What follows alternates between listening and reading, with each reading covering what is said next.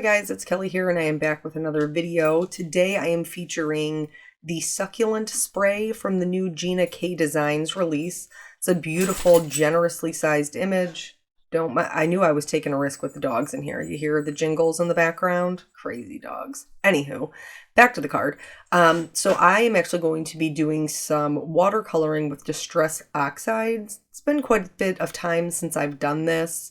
And a couple of you had recently made some comments that you haven't seen any like bold black outlines and bright colors. So I figured maybe we would get back to our roots today. And this image lends itself pretty well to that. I think a lot of people, when they think about succulents, thinks a lot of greens, teals. But if you actually look at the different varieties, there's a lot of like purples and pinks, yellows that are in there as well. And so I wanted to include those. I think that those are really beautiful colors to kind of break up just your regular everyday greens. So I also wanted to do the background, and I wanted a softer background. So I'm working on my watercolor media mat here, and I am just taking my Oxide colors and kind of laying them down. I don't really want to say just haphazardly, because that's not true. I'm trying to keep the colors that I think that will look nice next to each other. Now, there are some risks I'm taking, the purple next to the yellow, because they're complementary colors. But for the most part, they ended up working out.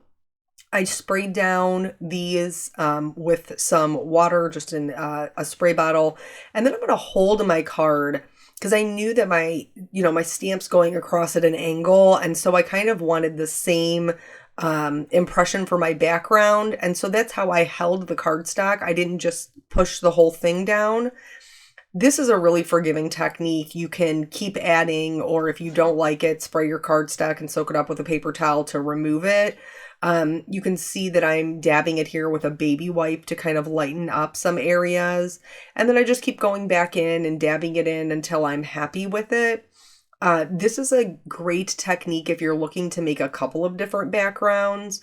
So even though I didn't share them in my card, in this particular video, I did use the leftover Distress Oxide ink on my watercolor mat to make some other backgrounds that I'll use for other cards at a different time. So again, just kind of playing around, seeing if I'm happy with it.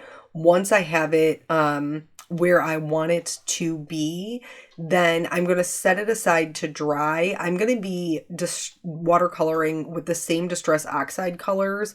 So once that's dry, I'm going to just smush them down on my craft mat. I'm going to be honest with you, this is probably too much ink. I probably didn't need to put down this much because I didn't need very much to do my watercoloring. But I did what I did, and then I just used it, like I said, to make some other backgrounds. So I didn't waste it, don't worry. There's a couple of different ways that you can go about this particular watercolor. This watercoloring does not show any shading at all. This is really about color blends. And if you want to add more shading or you want to add darker pigments, you can totally do that. You can color over this with Copic markers. You could color over this with colored pencils.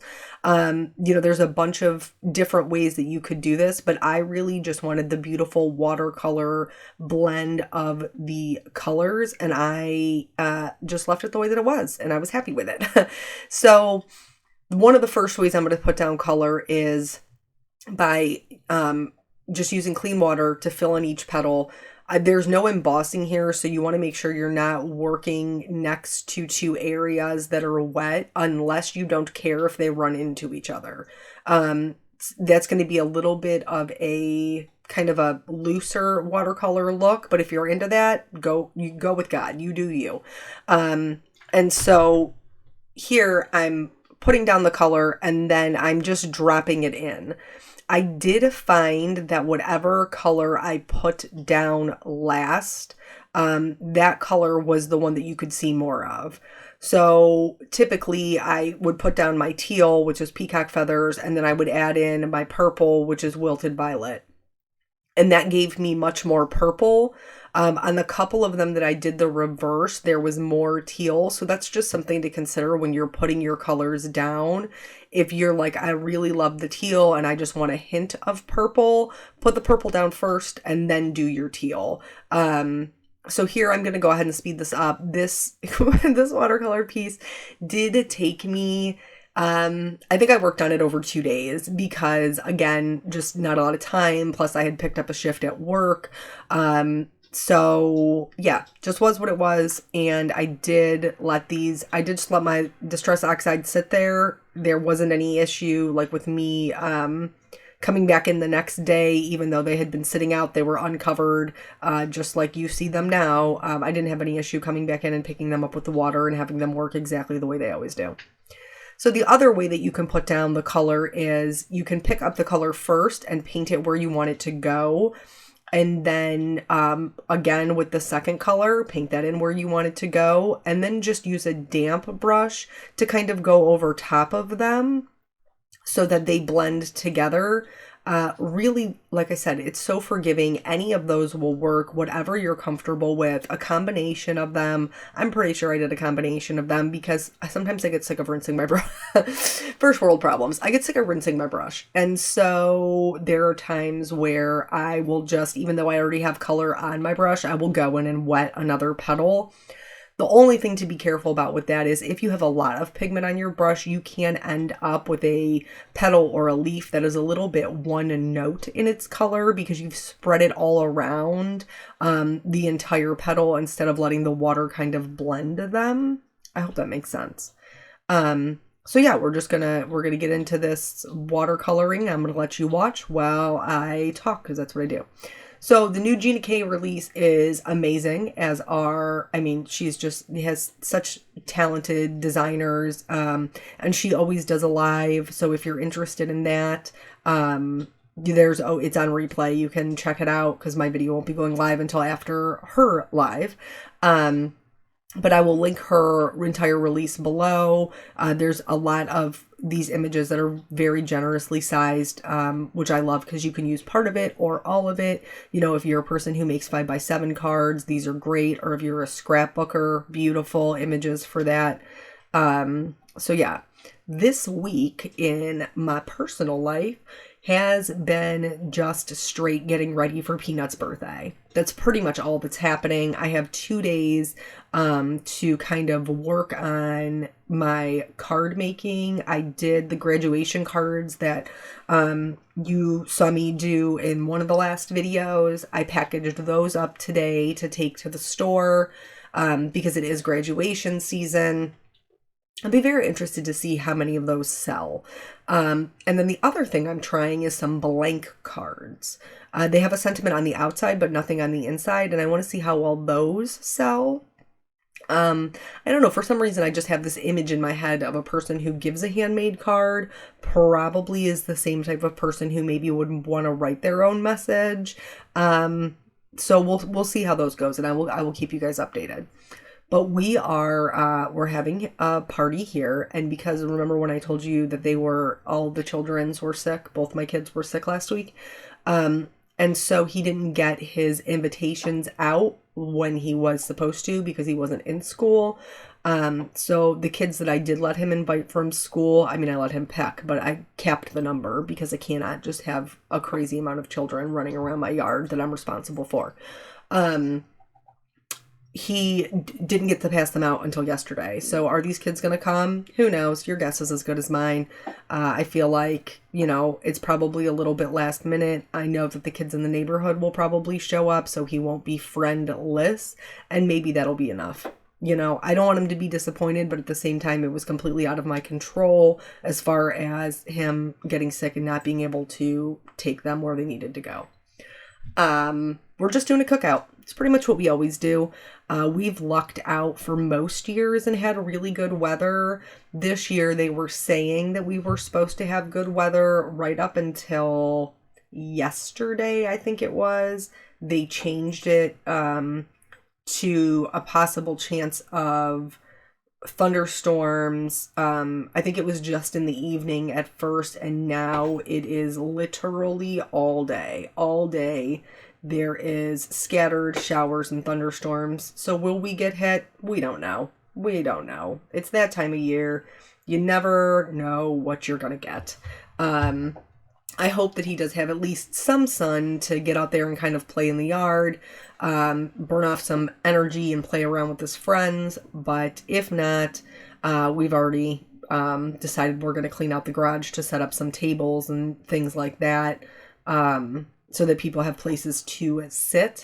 Because really it's just my immediate family and then Eric's side of the family and his friends. I mean, I don't know, I say my immediate family, but also my best friend, because, I mean, we've been friends for, how long have we been friends for? We've been friends for like 20 years. Girl knows all my secrets. Like, you know, you just got a friend like that. And in fact, when I called her to be like, hey, and she was like calling about Nathan's party, I was like, sure am. She was like, yep. She was like, somebody asked me if I was doing something on Saturday, and I told him, I'm going to pass. I think it's probably the birthday party, even though I hadn't even called her. And really, those are the kinds of friends I need in my life, because I am a total dumpster fire. And I'm cool with it. It's just, it's where I live at. So back to the painting real quick. You can see this one on the bottom. There are succulents that are green and pink, and I know those things should not go together because they're complementary colors, but God makes them beautiful together, and so I'm trying to recreate this. So originally I just put down the mowed lawn with the picked raspberry and I kind of let it do its thing. But see how brown we're getting there? Like, it's getting questionable. So while it's still wet, I'm going to go in and I'm going to blot it up. There is a little bit of staining behind, but also I didn't even try to clean up the color at all. What I'm going to do from here on out, in order to make this work for me, in order to try and recreate God's masterpieces, I'm going to put a yellow buffer in there. So I'm going to put down the green, and then I'm going to pick up the yellow and put that down next, because green and yellow go nice together, and pink and yellow go nice together, but pink and green do not if you're trying to mix. So that yellow gives me enough of a buffer that they don't turn brown. And you could still see the two distinct colors, but yet they're blending very nicely. And so I was happy with the way that worked. If you're looking to blend in some complementary colors and you're not really sure whether or not it's going to work, or you try it and it doesn't work, I, of course, always encourage you to try new things, because you don't know how it's going to work until you try it. So if that doesn't work, try a buffer color in between. That may be something that will work for you, kind of like it did for me here.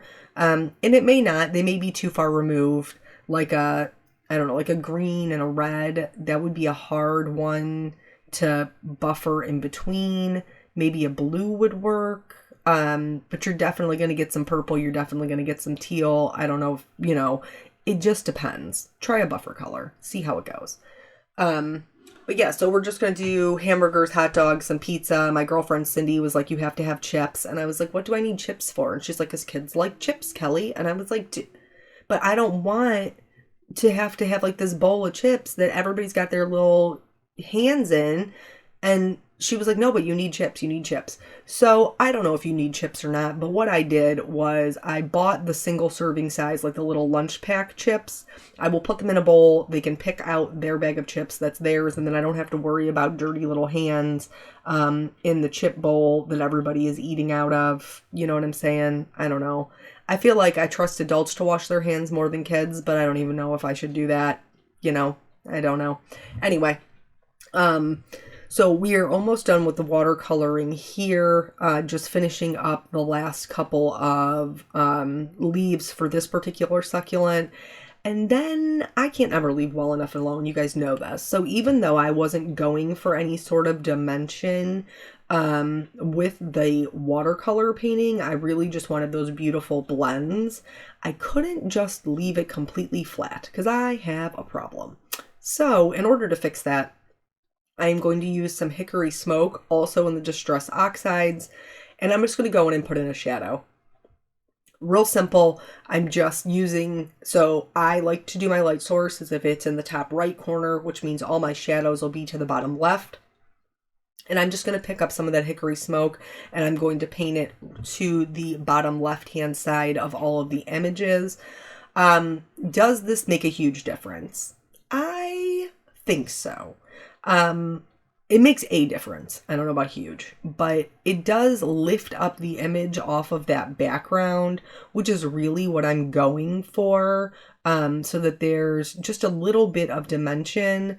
There are dies for this particular stamp set, so you certainly could die cut this out and then pop it up over this background, and that would also be amazing.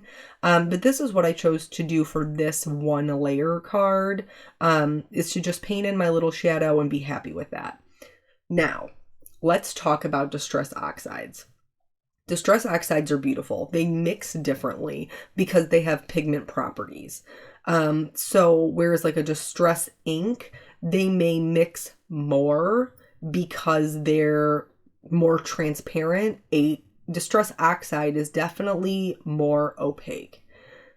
Because of that, it can make your black lines a little bit chalky. And that's okay. Here I'm trimming this down. My watercolor piece was 4.5 by 6. And so I'm trimming this down to just be an A2 size car front, which is 4.25 by 5.5. I'm just kind of messing around and see what part I want to chop off. Sometimes I struggle with that. Struggle with cutting it down, but I got to do what I got to do to get it in an envelope, right guys? So what were we talking about? Oh, it covers up the black lines and it makes them a little bit chalky. I'm going to go in and re-outline this so that they're super bold, and you'll definitely be able to see the difference. You don't have to do this. You may like that it's a little bit more subtle. That's totally cool. Or you may want to overstamp it. So you could just put it back in your MISTI in the same exact position that you previously stamped it in, and then stamp over it to get those crisp black outlines back. I prefer to outline mine with a pen. I know that that's not necessarily popular, but that's what works for me and the look that I like the best. So once I'm done with all of the outlining, I'm going to go in and stamp my sentiment.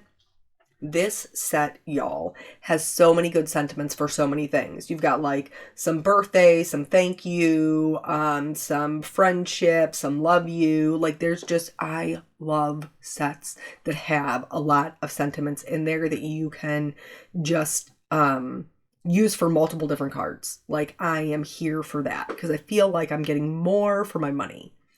So I'm going to stamp down my sentiment in black. This one says enjoy your special day, which I felt like was pretty neutral for just any general specialty day, whether it's birthday or, you know, maybe it's a graduation or maybe it's a wedding, whatever they've got going on. And so I stamped that down. I did stamp it twice because I'm working on watercolor paper and it's kind of hard sometimes to get a smooth application the first time you stamp something. And then of course, you know, I can't go without the shimmers. So I did go in with a clear glitter pen and just add some highlights on the edges of the succulents as well as like the little leaves and things like that. I didn't fill anything in completely, but I did just add a little bit of shine. So thank you guys so much for joining me. I hope that this inspires you to maybe do some watercoloring with your oxides and give it a try. Check out the new Gina K release in the description below, and I will catch you guys on the next video. Bye.